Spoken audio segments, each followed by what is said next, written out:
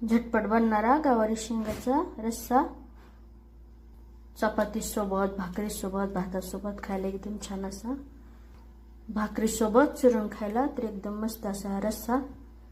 साहित्य एकदम मोजकं आणि एकदम झटपट बनवण्याची पद्धत। पूर्ण व्हिडिओ पहा। रेसिपी आवडली तर चॅनलला सबस्क्राइब करा। चॅनलवरच्या बाकी रेसिपीजही पहा। आवडल्या तर त्या रेसिपीजलाही लाईक करा।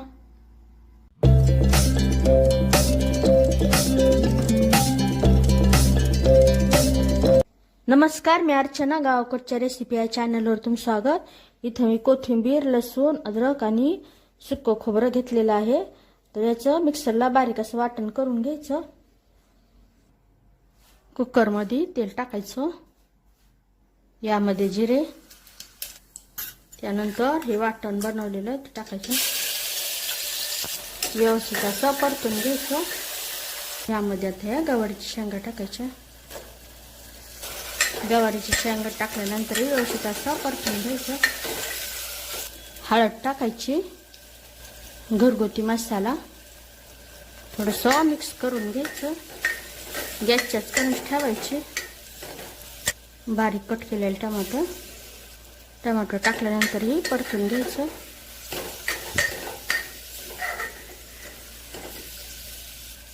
यामध्ये गरजेनुसार पाणी टाकायचं।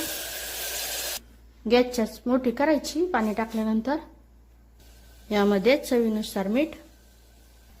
उकळी आलेली झाकण लावून कुकरच्या 2 शिट्ट्या घ्यायच्या। मोठ्या आचेवर 2 शिट्ट्या घ्यायच्या। इथं 1 शिट्टी झालेली आहे। आता ही दुसरी शिट्टी होत आली। दुसऱ्या शिट्टी झाल्यावर गॅस बंद करून टाकायचा। गॅस बंद केलेला आहे।